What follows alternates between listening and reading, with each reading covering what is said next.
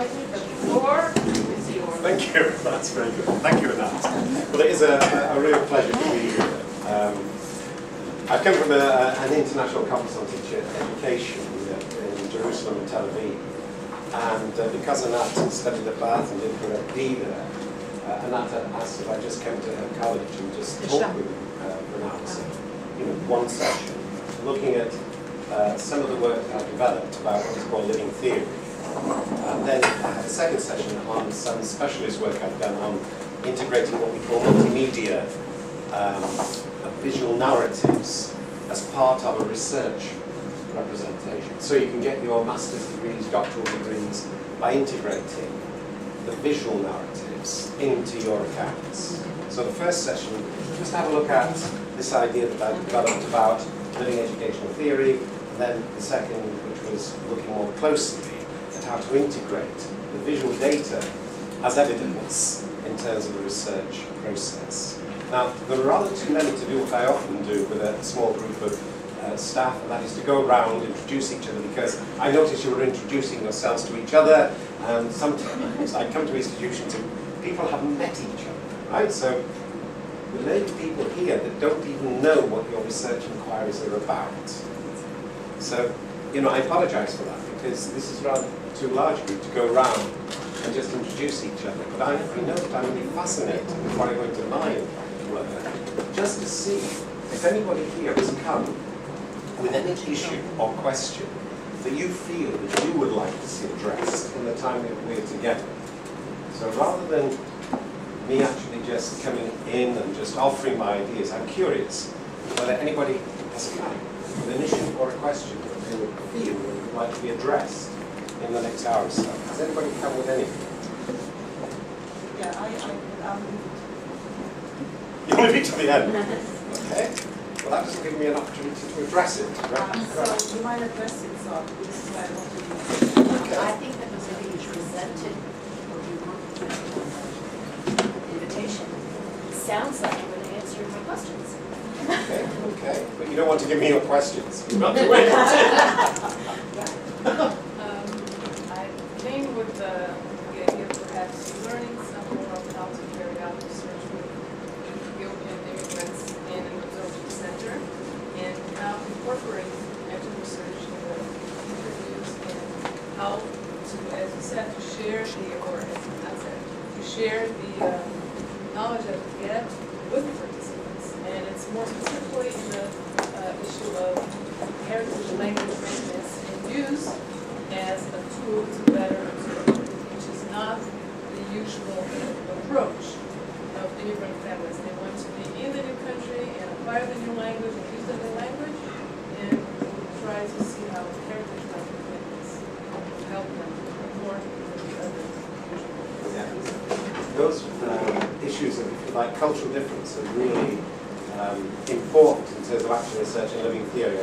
In Bangkok, we were having 5 days, 5 weeks ago, a workshop with academics, 9 universities, and that was an issue for me because in their Buddhist culture, they were passive, and yet the government wanted inquiry learning, so they wanted active learning to take place, but their very culture was in the way of getting that kind of inquiry. So this notion of going across boundaries culturally is, again, very important in research. Is there anything else that anybody is feeling they would like me to? Yes, okay. I'll ask my question to Mr. Palestine. I've read about the living experiences. The question is it really different epistemology, or is it really a different epistemology, or is it because I couldn't see much difference between this and traditional research, what we call teacher research, all the different names that we give, even autoethnography, phenomenology, all these epistemologies or paradigms, whatever you want to show them.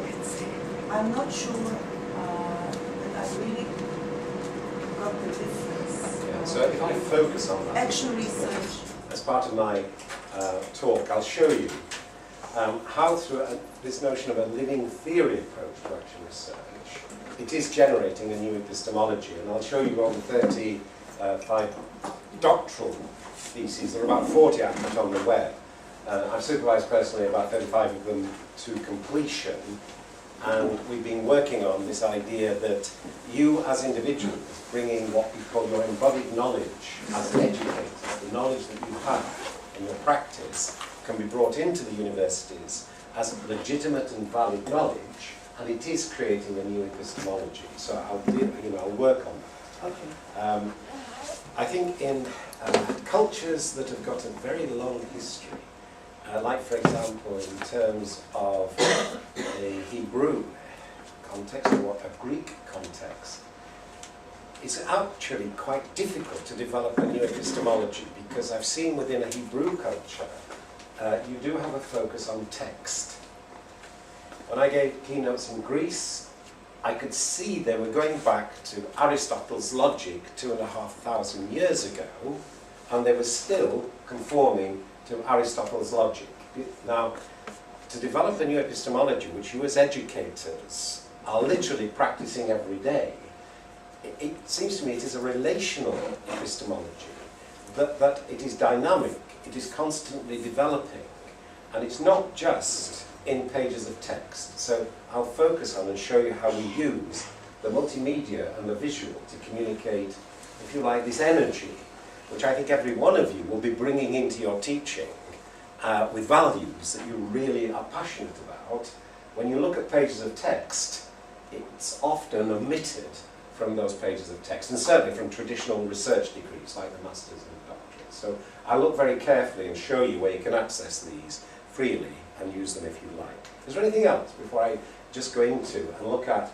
I want to start with the mission of your college, show you what's on the web, and then ask you various questions about, if you like, why is it that I can't access any of your research, like self-studies of yourselves as educators? Why can't I find your knowledge after all these claims that are made about Oranim College on the web? And then I want to show you. Have it in Hebrew. Yeah. Then I want to show you, where we put the accounts of teacher educators like yourselves on the web so it can be shared globally. But I agree with you, there is a limitation about only researching in Hebrew. In other words, it's restricted to the Hebrew-speaking groups. It's a database that is built these days. Yeah. And lecturers here were asked to submit their publications in English and in Hebrew, and we are working on putting them in so you can, next time you'll be here, it will be it there. will be there. So I will again show you how what I'm talking about yourselves creating your own living theories, educational theories, and making these available globally. So you can have a look at some of that work. But anything else before I just talk a little about living educational theory? What is it that distinguishes it? I'll focus on the epistemology. Why is it so important as a new part of knowledge? Is there anything else that you would like me to deal with? Should I just go into it? Okay? Okay. Now, I said I'd just start with your college because this is what we get on the internet. We get a number of claims that are being made about Oranim, about offering a range of programs, resource centres. It helps to enrich communities, schools and local leadership. It provides academic knowledge and hands-on skills. Projects and events, you help to develop high-level leaders in education. You select the brightest, highest achievers, provide them ongoing supplemental activities and challenges, and you've got a great reputation for professional development. Hundreds of teachers are now pursuing their master's degree in education at Oranim. So those are the kind of claims that are made. Now, if I ask for the evidence that of your hundreds of teachers that are pursuing their courses, where are their narratives with evidence that they've influenced the educational learning of someone else? Okay? Now, that is the question I've been asked as I go around the world in different places, because the mission statements of the organisations are quite brilliant. The mission, there they are on the left. I then ask, can you show me some evidence that somebody has influenced the educational development of a child in a classroom or a colleague, and they can't do it. Okay, now I just want to show you how important it is to bring these mission statements alive through the accounts that you as educators are actually living every day, but you may not be researching your own practice to bring that knowledge and make it public. And please don't hesitate to interrupt or interject, okay, because the dialogue is really important to actual research. This is what you have said about what it is you do. Now, it may be next year that we will be able to find some evidence of what it is that you are doing and the quality of the relationship and influence that you're having with your students. But it's this that I've just come, I hope I have something to offer you to try and show how this can be done.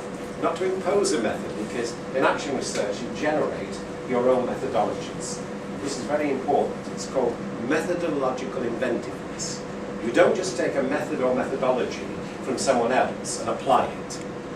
You recognize that you, as unique and creative individuals, will have to find your own way to improve your own practice within this unique context.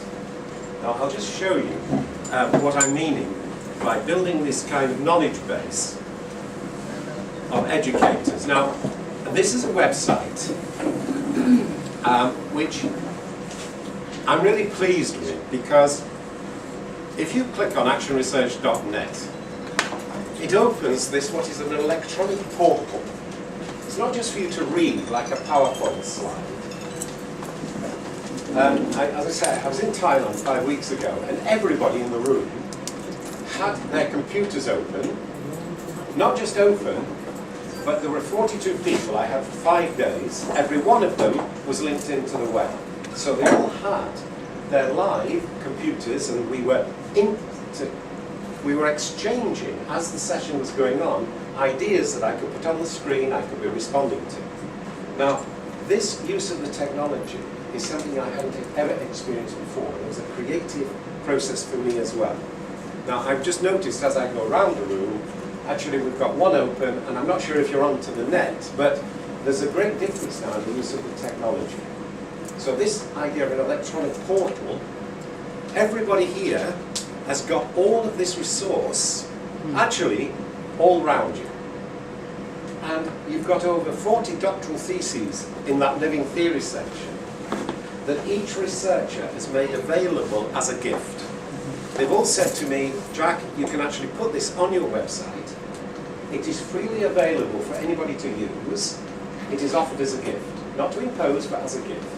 So this idea of an electronic portal means that around us now, literally, the electronics are available. If you've got your computer, it's linked into this, you can access this amazing range of resource freely. Now, I just show you that this website used to live at the University of Bath. So it was part of the University of Bath, and it's huge server. And then my son, who's a computer expert, said, Dad, why don't you just get a little £200, and it was a $200 computer, I'll set it up in your front room and you study. And when you leave the University of Bath, when I retired in 2009, you can actually keep the website going.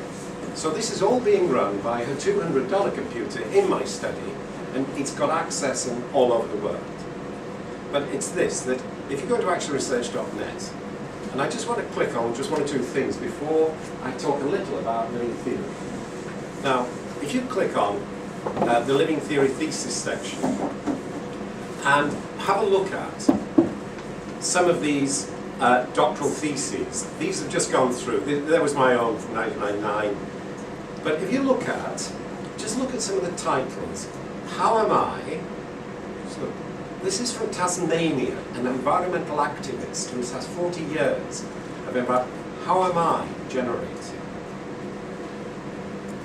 Marie Huxtable, senior educational psychologist, how do I evolve? How can I reconceptualize international education? Living eyes, naturally including neighbourhood. Now, this actually is from South Africa, and Linda used the flamenco dance in her master's degree to communicate something about protest. in South Africa. But what I just want to point out at the moment is that this one I didn't supervise myself, McGill University in Canada. How can I improve my practice? Do you get the notion that if you were at the international conference this last week, you could go through, I think it was something like 800 abstracts, 800. And I pointed out in my keynote, as I introduced myself, I said, look, I've gone through all the abstracts, and I find it very strange that the very first question I asked myself as an educator in 1967, the very first lesson I taught, I left that lesson that day feeling dreadful. And I have got to do this better. I've got to do this better. And my question was, how do I improve what I'm doing? That key question, which I imagine you've all asked yourselves many times. How do I do this better? There wasn't one abstract with a title in this international conference, the 6th, which had anything connected with how do I improve what I'm doing. They were all conceptual abstractions to do the teacher's whatever it was. Yeah? How does this method do this? Not one person held herself or himself to personal account for improving the learning or educational influence in the learning of a student or a colleague. All of these actually focus on the personal and professional accountability of the individual asking that kind of question. How do I? Not the egotistical I. It's the boomer I, the I, thou, the I, you. You're addressing the other and asking, well, how do I improve this process of education? Now, people 30 years ago found it very difficult to accept you could get doctoral degrees from studying your own practice. So I was determined at the University of Bath to demonstrate how you could actually get your masters and your doctorates with a very wide range of external examiners who would all accept the originality and significance of the knowledge that was being created by the educators. So that's why I do hope at some point you'll just go into this living theory section and access just some of the theses, because this of Anat's, of your colleague, because Anat studied in Bath for a day, and some of you have already completed work at the University of Bath and other universities, and I know we're talking about your doctoral degree at Leicester. So it's already underway. So when I was saying about getting the material from staff here on the web and sharing it internationally, some of it is already happening. But I don't know how many of you have even accessed this or even know of it. And yet this is really very significant in terms of this notion of becoming a better dialogical educator. And Anat Geller has actually reflected in her Ed.D. thesis and shown what it meant for her at her college and working, I think, with the Druze groups in the north of Israel to become a better dialogical educator. And the notion of dialogue is really crucial in the sense that I think all of you will recognise how important it is to have those conversations and those dialogues with the students which you respond to and then see the learning. And how many, if you like, research reports do you see where there is no dialogue? So I wonder how can these be showing educational growth and development if they aren't actually showing dialogue. Each one of these Ed.Ds, and most of them are PhDs, but they're all in the form of you can access, click on it, you get the abstract, you get the contents, and you can download anything. And then you can draw on it, you can refer to it and acknowledge it. As I say, it's all free. But this was what interested me about coming here today, because if you look at this, the thesis is concerned with I as an early childhood pedagogue. Okay? Now, an Israeli Jew from a Hebrew-speaking culture. Again, I couldn't understand a word of Hebrew. And yet, here, you've got this country which has been recreating and generating itself with a tremendous sense of identity around the language. And here you have got something, again, in English, which is now influential around the world because it can be accessed.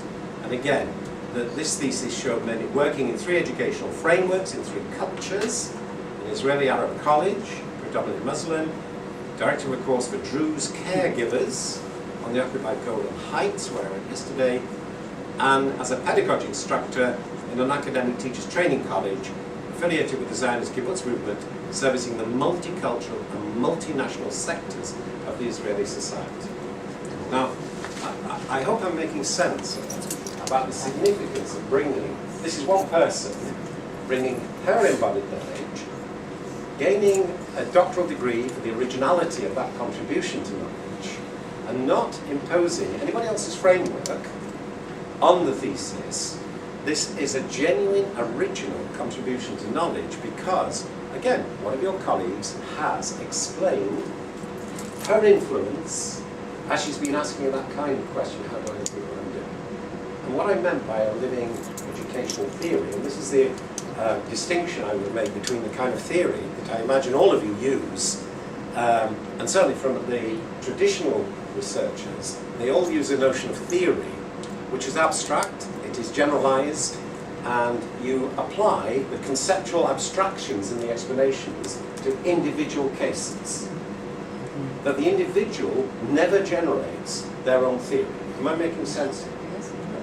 Now, a living theory is actually your explanation for your influence as you inquire, how do I improve my practice? It's a very different sense of theory. And at times I'll just ask, look, don't, as I say, hesitate to ask, because questions or issues, because this for me was the biggest transformation in my academic life. When I was studying in the late 1960s with the most renowned philosophers of education, literally in the world, at the Institute of Education in London. And I was also a full-time teacher of science. Now, the philosophers told me that educational theory was made up of the philosophy, psychology, sociology, and history of education. And I studied it. I studied the philosophers, historians for 2 years. I got what was called the academic diploma in education as part of my professional development, and I really believed that was educational theory. As I kept, as a full-time teacher, ask my question, how do I improve what I'm doing? How do I explain my influence with the children? I began to see that the academics were making a fundamental mistake. Now, the fundamental mistake was this, and what it did, it moved me to the universities because I could see the dominant view of educational theory, and I imagine that possibly it's one that some of you are still holding, was fundamentally mistaken. And the mistake was this, and it was eventually acknowledged by one of the key proponents of this discipline's approach in 1983. But in its heyday, in 1969-70, when I studied it, there was no way that my knowledge as a practicing educator was being valued. And it wasn't only not being valued, it was explicitly removed from what counted as educational theory, because the philosophers said that my knowledge and your knowledge, now just take this, these are their words. They said, well, your practical knowledge, actually the principles you use are at best pragmatic maxims that have a first superficial and crude justification in practice that in any rationally developed theory will be replaced, that's the phrase, will be replaced by the principles of the philosophy, psychology, sociology, and history of education.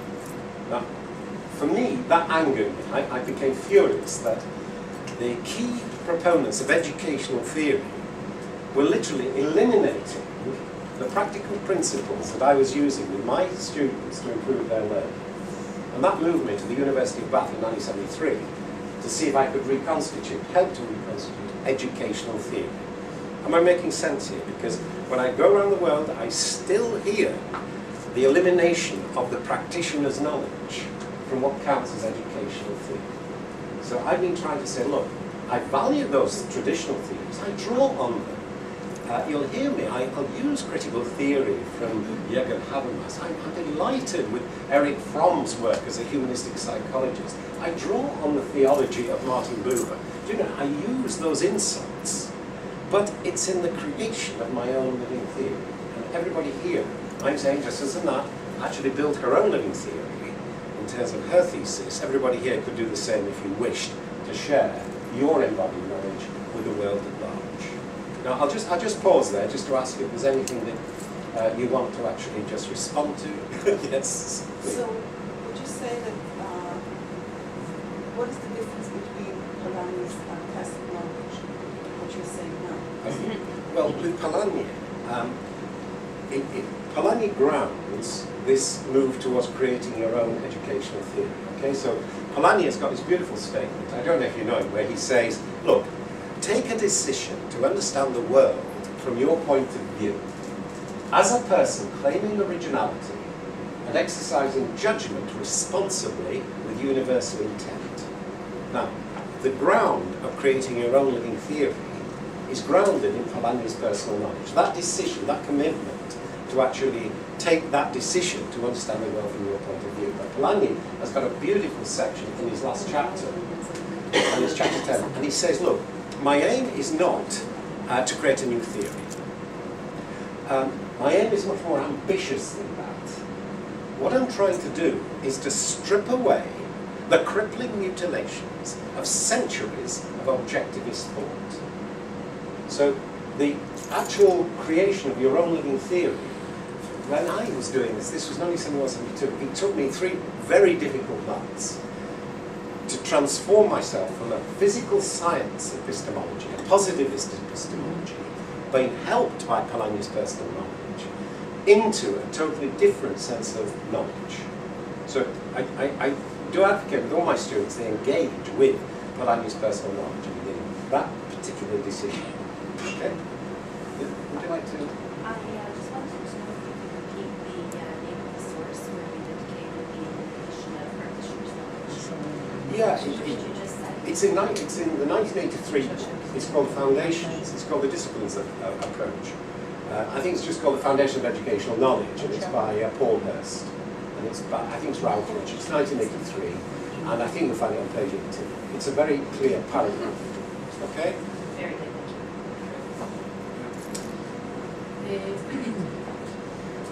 As a person that is engaged in statistical research, which is totally different. Can you speak a bit louder?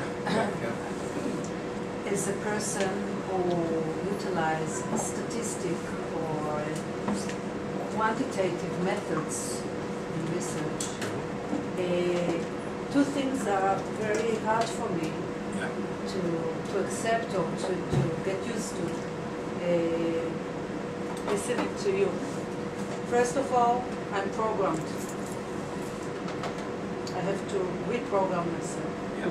That's one thing, which is very difficult. And second, what about generalizations from grounded theory? Okay? Yeah. Okay. That's it. Again, no. 2 really important questions. I want to show you something about the statistics, because I studied statistics for 4 years as part of the disciplines approach, and then I did, after the philosophy and psychology, I did the masters in psychology, of which statistics was a very important component. Now, it took me a long time to recognize that the particular use of statistics in much educational research was actually inappropriate.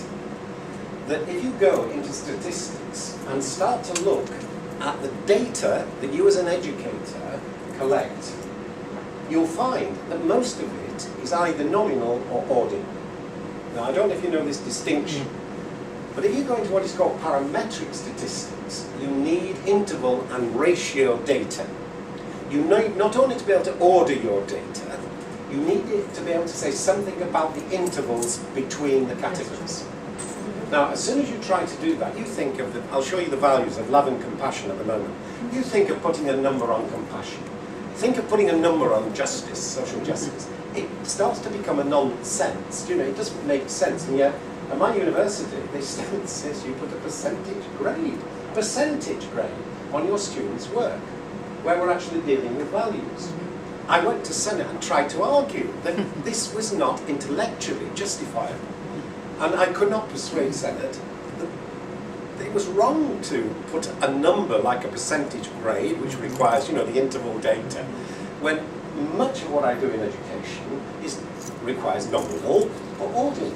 Now, it's not that it isn't rigorous and it's not valid, it's just that that particular view of statistics, was being used inappropriately. Well, when it can be used appropriately, like, for example, this one from James Finnegan, this one here.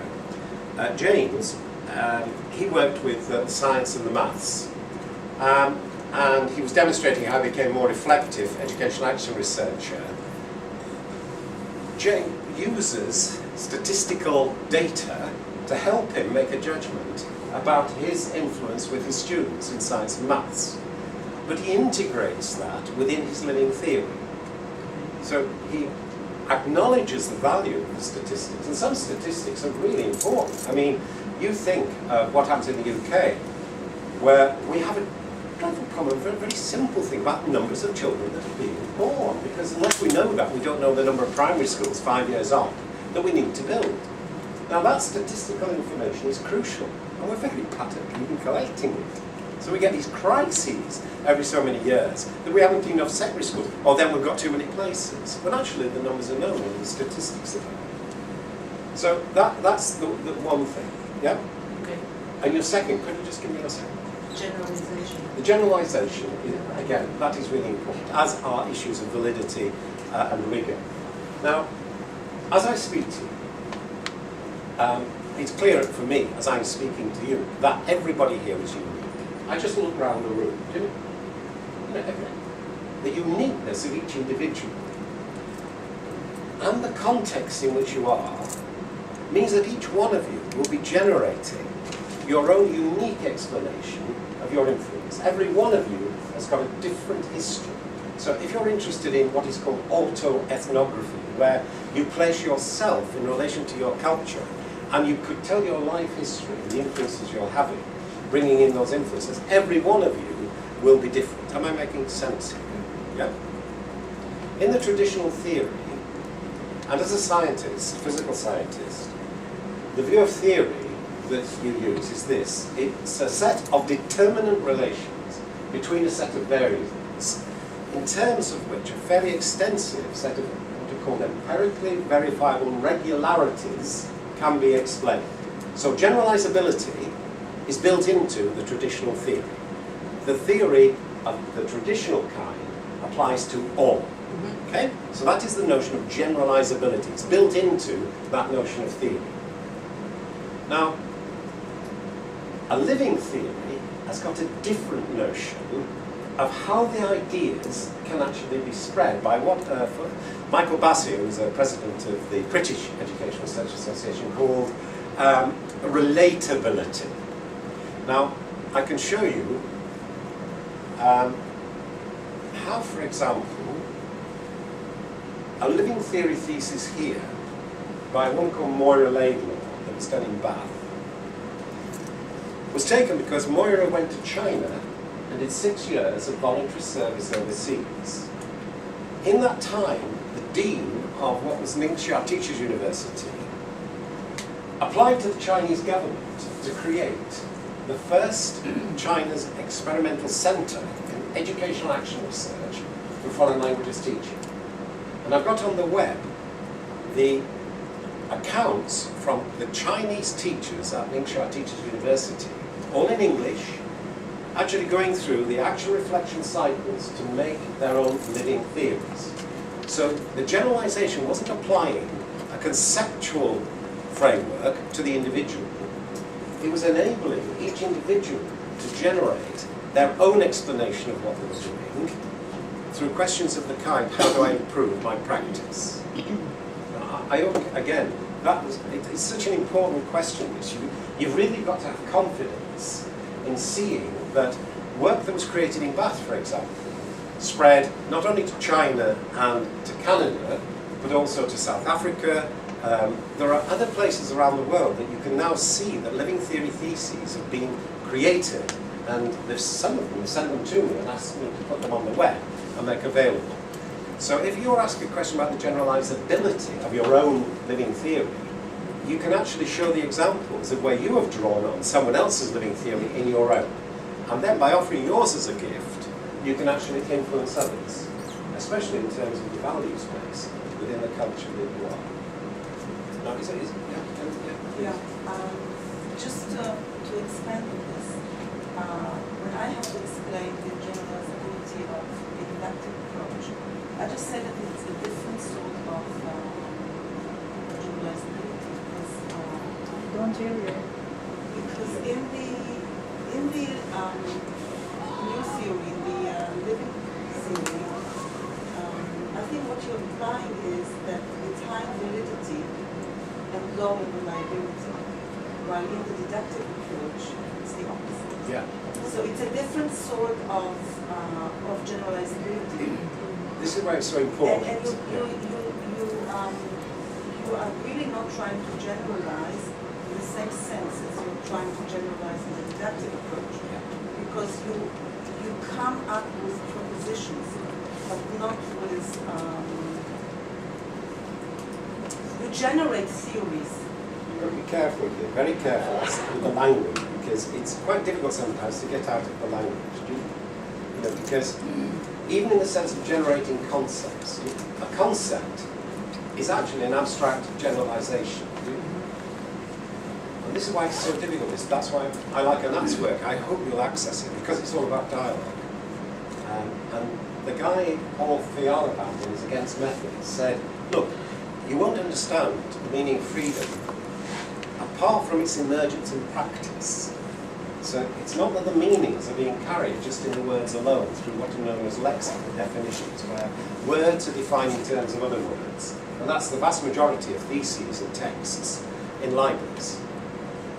That your meanings, and the meanings of your values in particular, which are often energy flowing and relational, need to be shown, and this is why I use the visual, and in the next class session I'll show you how we use the visual to communicate these meanings, which are embodied, expressed over time and interaction, and are clarified in the course of practice.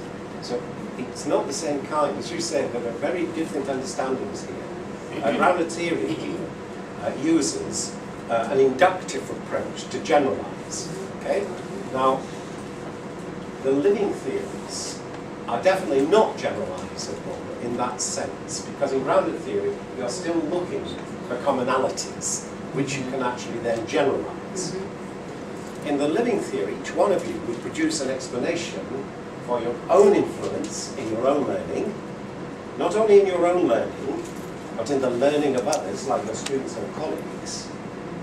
And this is the vital thing. The third element of a living theory is that you've influenced the learning of a social formation. So you've got your own learning. People could reject that on the ground it's just subjective and anecdotal.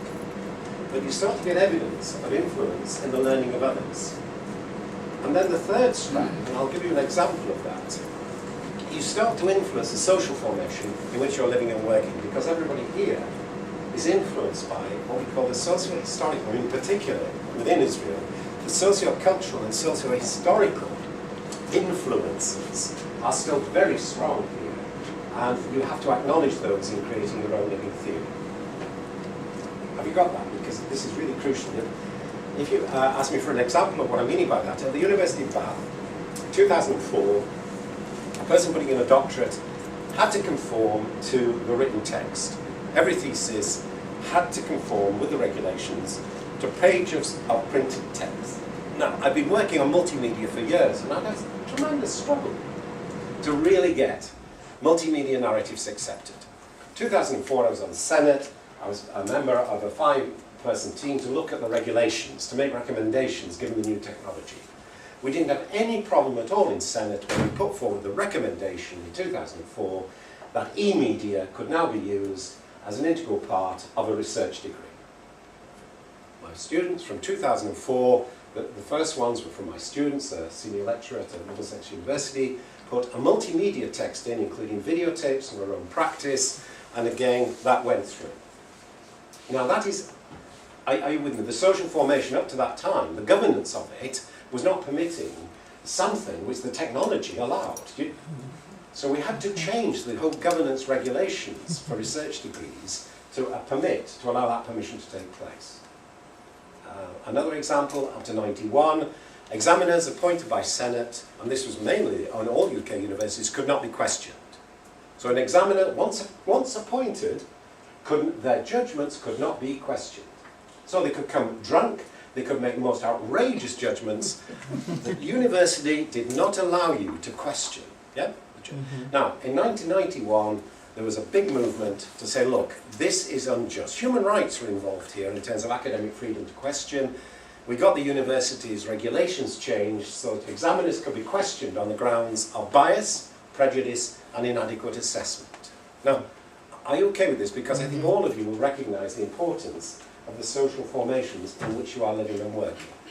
And so a living theory allows you not only to focus on yourself and your own practice, it also says, look, you've got to involve others because as educators, you're trying to influence the learning and the values of others. Not only that, you're in the social formation, whether it's the school, a university, whether it's the culture, and you're also trying to influence that, but it's also influencing you, and you need to understand that. Are you okay with this? Is that so? Is there anything? Yes?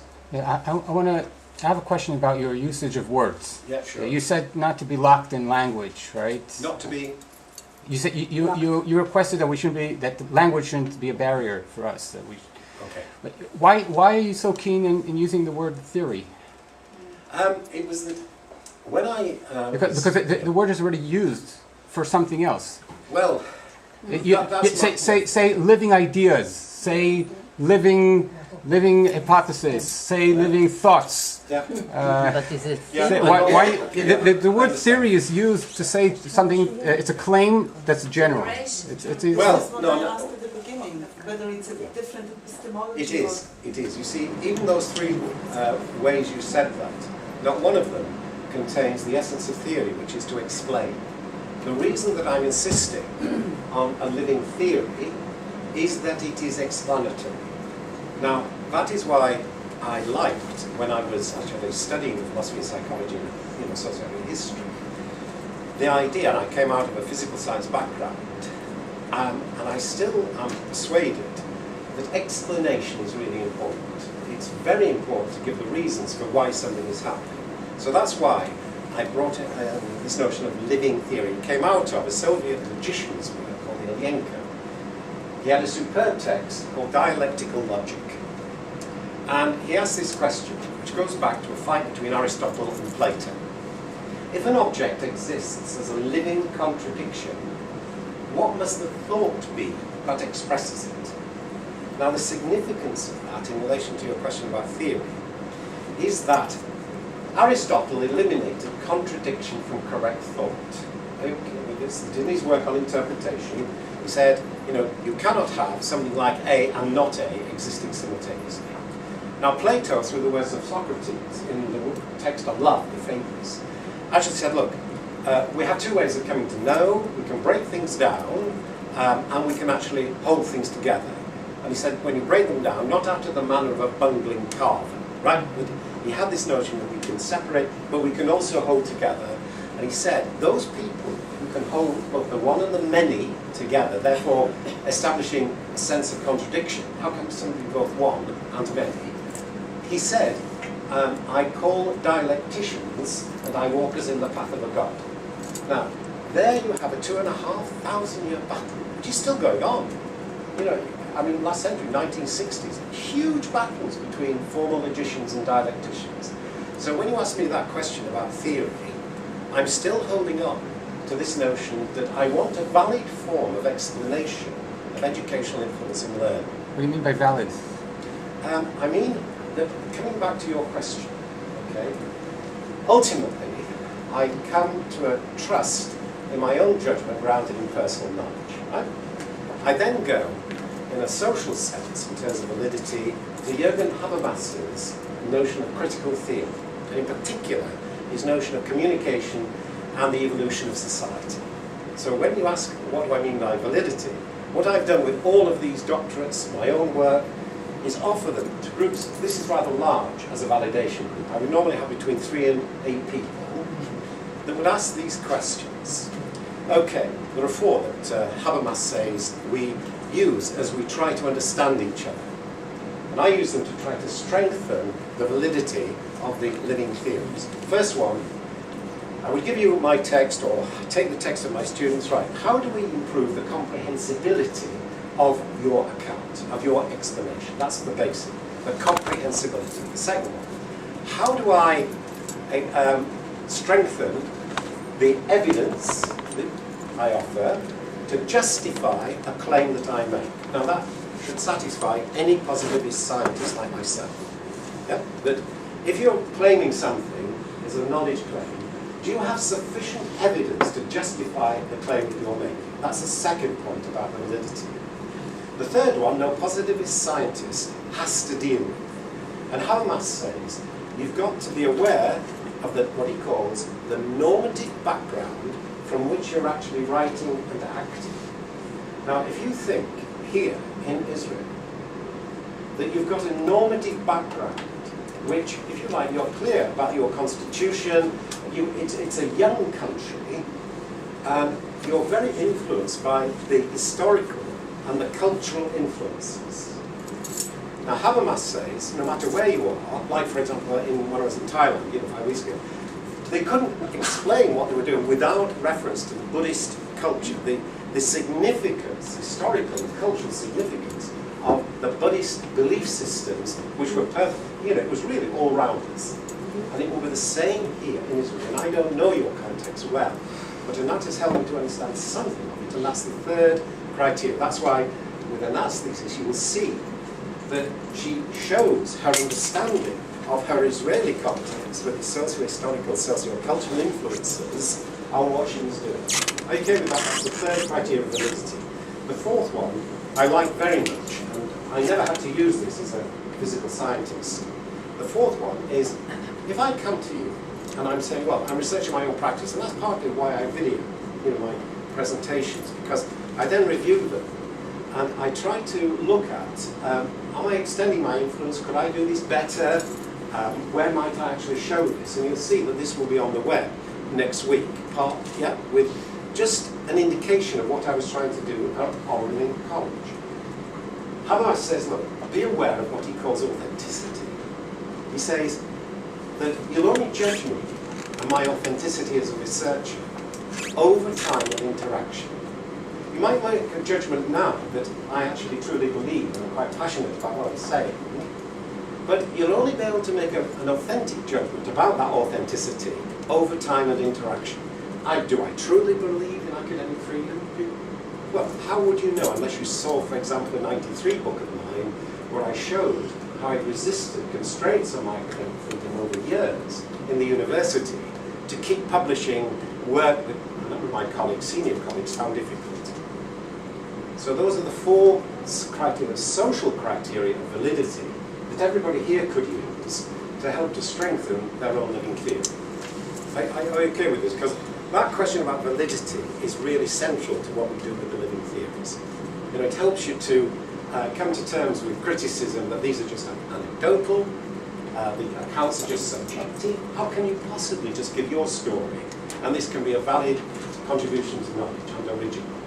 Now this is how you can build in those criteria of validity. You can take the issue of the traditional generalizability, but then show how the relatability of living theories is spreading all over the world and being used. Anything else? Yes? I want to ask a different question. If you ask how I can do it better, so what is better?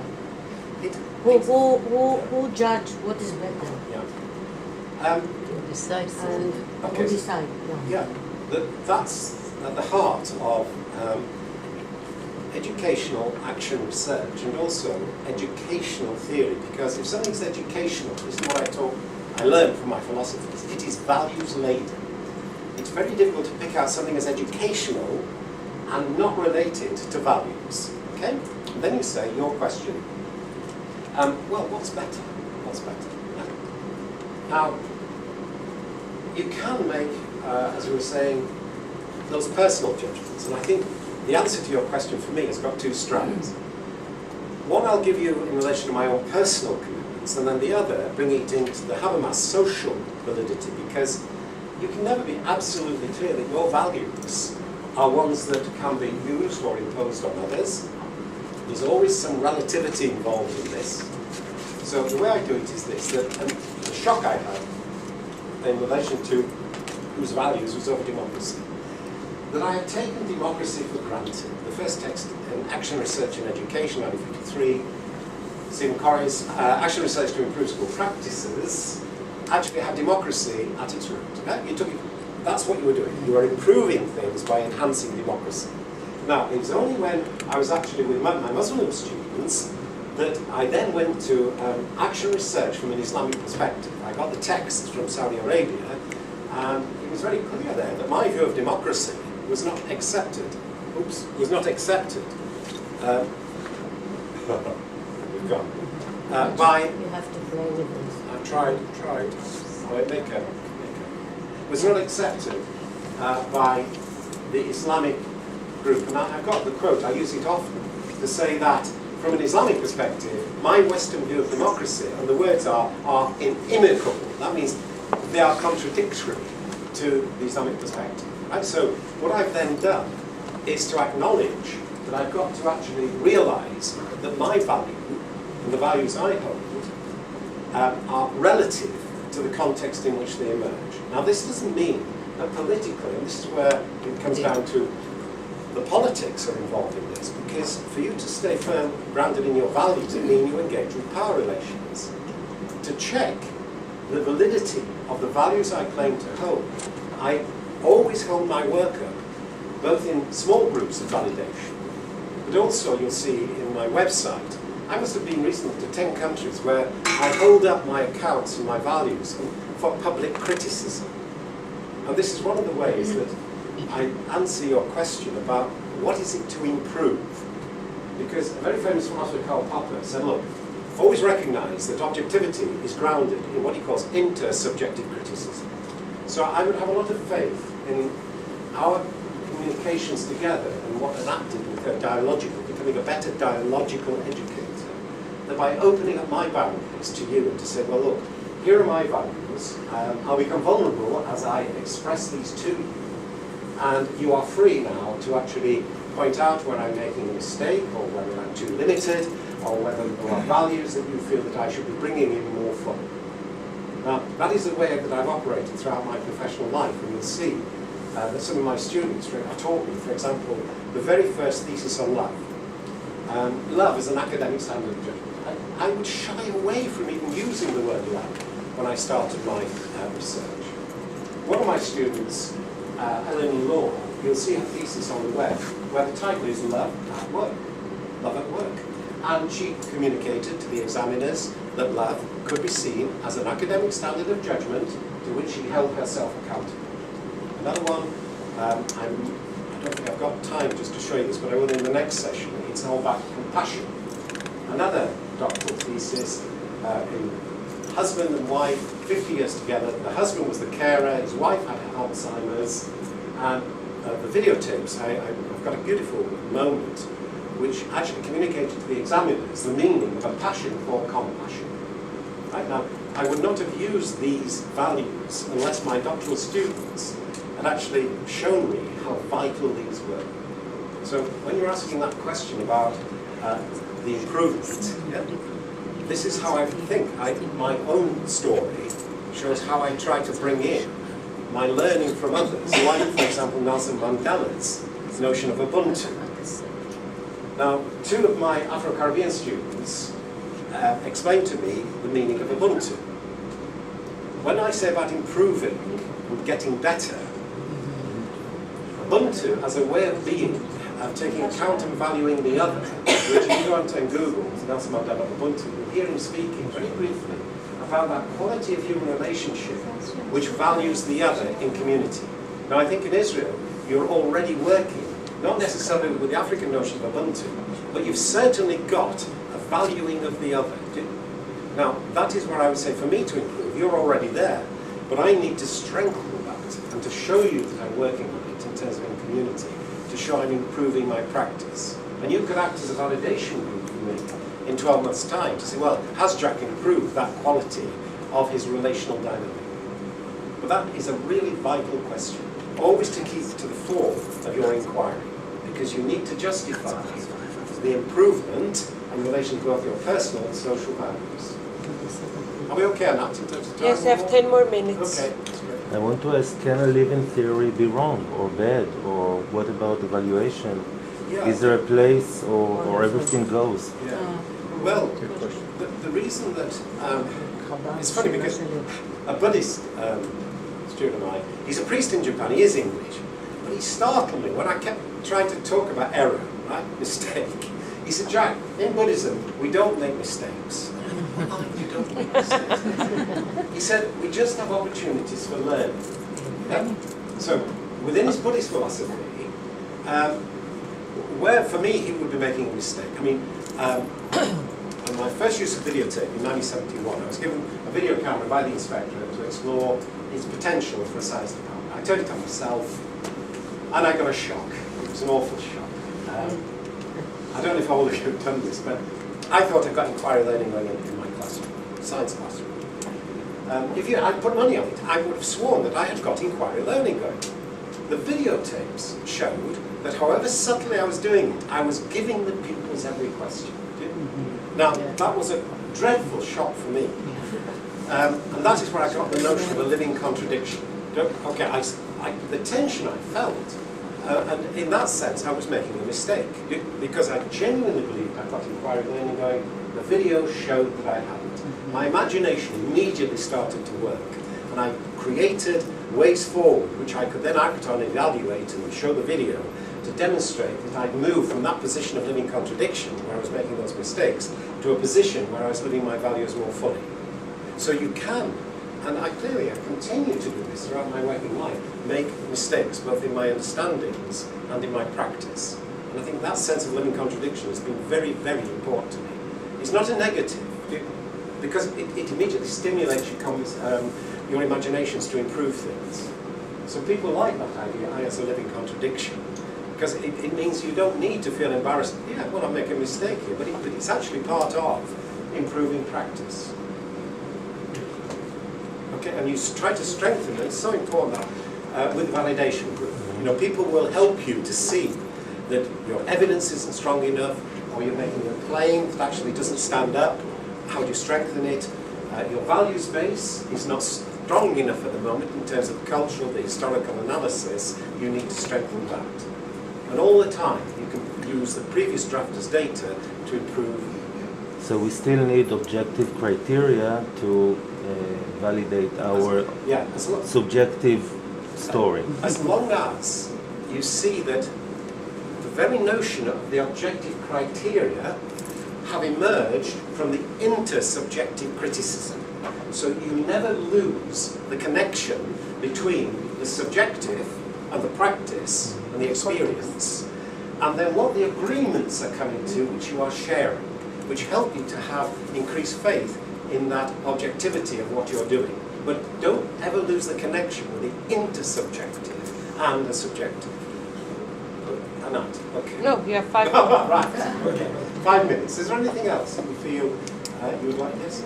I'm having a problem with it. It seems to me the inherent contradiction of the example you gave of the Muslim student telling you that your values are inimical to their beliefs. I mean, we can't, that seems to me, what is the demand of you?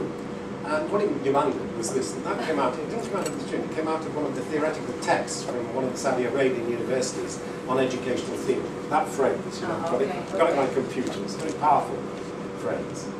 Now, the way I deal with that is best shown in a thesis by a Singaporean woman who identified herself as East Asian. Okay, so it's a Chinese woman from Singapore. She came to Bath for supervision. She asked me if I could supervise her work. Her thesis is called The Art of an Educational Inquiry. Okay, it's on the Living Theory section. Now, that whole thesis is about the tension between the values of an East Asian woman coming to a white Western male and feeling the differences in the values. And the way in which she's called Peggy Leon negotiates this with me is in her thesis. Now, Martin Buber has helped me a lot in answering your question, where Martin Buber, and I really followed his work when I was 23, and I've always helped to keep this at the forefront of my thinking, where he said, an educator has a special humility. And the special humility of the educator is the ability to suspend their own, what he calls, hierarchical view of the world in relation to the particular being that they are with. So in terms of that question, I think I do struggle to remain open to actually what are very different values and understandings to my own. So in answer to your question, this is where I think Anat's notion of becoming a better dialogical educator, it means that there is a space which is open and creative. And I think that's why I was the most successful doctoral supervisor in the Department of Education at Bath. None of my doctoral students went through.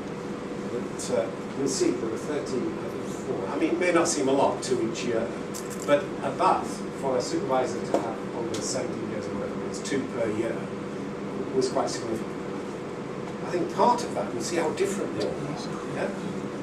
But I think it was because, as we were talking, I was really interested in what you were saying, and I hope you felt it. I'm excited too. Yeah, there is a genuine creativity and an energy and excitement. And mine is about difference. That each person here will have your own story, which will be very exciting. And I hope that I will communicate. I'm excited by helping to make that public. Okay, so even though there are big differences, like Ubuntu from South Africa, big shock to me. The Buddhist notions, I was even with a Hindu classical dancer. The Hindu classical dancer was showing me the very different meanings from the Hindu culture to my own. I'm not religious at all, but the James Finnegan there, with his friend Ben Cunningham, his thesis is there, were 2 Catholics. So Ben was a Christian Buddha, which is a very, if you like, powerful Catholic sect. Now, because I would show my openness to enabling them to put their spiritual values at the heart of their thesis, again, there was something in what we were all doing together which respected tremendous differences, but a passion about education. Now that question I think is so crucial, because everybody here is within a culture with very different values, and the boundaries need to remain open, and sometimes you need to close them, because it can be hostile. I mean, things can actually be quite destructive. One of the books that I wrote in '93 showed, in relation to your question, my institution demonstrated not only didn't value some of the research I was doing early on, it actually sacked me. Okay, so in 1975-76, I've got a wonderful letter framed in my study which say we are terminating your employment on the grounds that you can't teach, basically you can't do research, and the third one I really like, you've disturbed the good order and morale of the whole School of Education. Now, I actually wear that as a badge of honour. And the one in '87 is even better, that my activities and writings were a challenge to the proper and present organisation of the whole university. Good? So I went from disturbing the good order and morale of the school to the whole university. Now, I don't think I did. Those were the written statements I had. I was very lucky, a professor of public law entered the debate, and in 1976, he got me tenure until 2009. So, but that sense of different values, comes into the challenges that you'll face, and some of this is a real struggle. You will come across hostility, but if you're passionate and if you're authentic, I think great people respond to it, and you'll move ahead. But that's part of it. I think I don't want to go on now, but even now, as north of Israel, Lebanon on one side, Syria on the other. You've got Egypt down the road, Cairo there. You're actually within this context, and you're trying to live these human values as fully as possible. But I know, and that's signalling to me, so I've got to stop. And just to say thank you for inviting me and for coming to this session.